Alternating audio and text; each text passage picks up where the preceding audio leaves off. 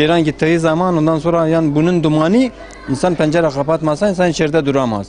İlla girip pencereyi kapatarsan ta bu ceyran gelene kadar bunu kapatması.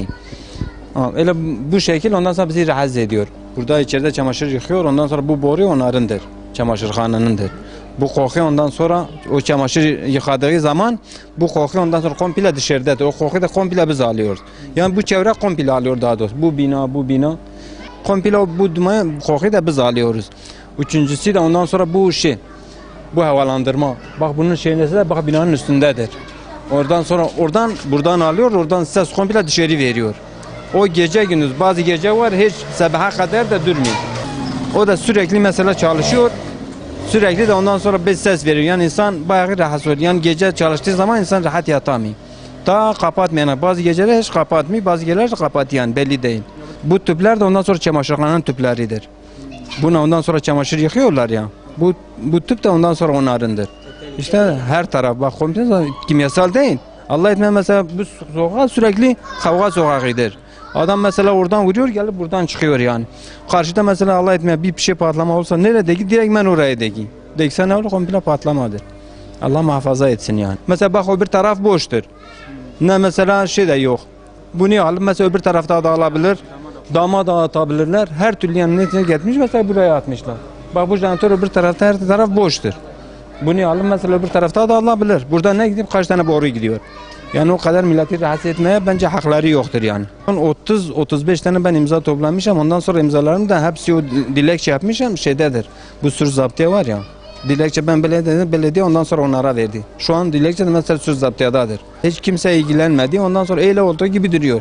He yapacağız ama maalesef bir şey yoktur yani. Olduğu gibi o da orada duruyor. Bir seneden fazladır vermişim. Bunlar başladığı gibi ben vermişim. Ondan sonra hala da oradadır. Kimse mütalaa etmiyor yani. Bayağı şikayetçi. Bak görüyorsunuz tüpleri. Bu tüpler Allah muhafaza etsin bir paslasa zaten komple mahalle tehlikededir. Sanayi tüpler 4 tane. Bir de bu çamaşır hane şeyleri. Boruları hepsi böyle dışarıda. Bayağı yani ses, görüntü, koku. Bu tarafta da büyük jeneratör var. Ceylanlar gittiği zaman bayağı bizi rahatsız ediyor. Zehirlenme yapıyor. Zaten bina da bu karşıdadır. Rahatsız oluyoruz bayağı. Sesten, görüntüden, ceyranlar gittiği zaman. Bu mahalle komple şikayetçi. Mahalle şikayetçi olduğu için de zaten bir şey de yapamadı. Dilekçe verdi, cevabını da alamadı. Belediye de hiç ilgilenmiyor.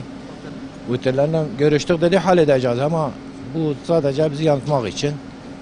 Bugün yarın sene bitti. Hiç ilgilenen olmadı. Yetkiler ilgilenseler çok memnun kalacağız. Yetkiler ilgilense daha iyi olur. Çünkü tehlikedir, tehlike saçıyor. Mahalle hepsi rahatsız. Bak şu gördüğünüz tüpler, şu an bak bazen burada silahlı çatışmalar olur. Serseriler bu sokaklarda bayağı çoğalmış. Asrarcılar, eroinciler birbirlerine ateş atıyorlar. Bak bu tüpler de bayağı sokak başında. Karşıda sıktığı gibi buralara da gelebilir.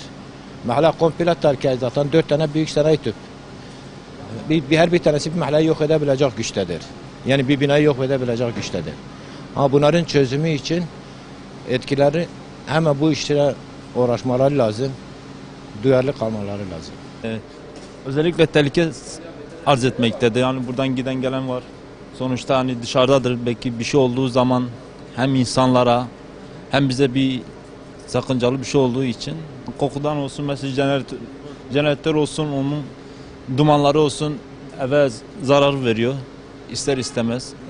Yetkililerden bunu yapmalarını arz ederim.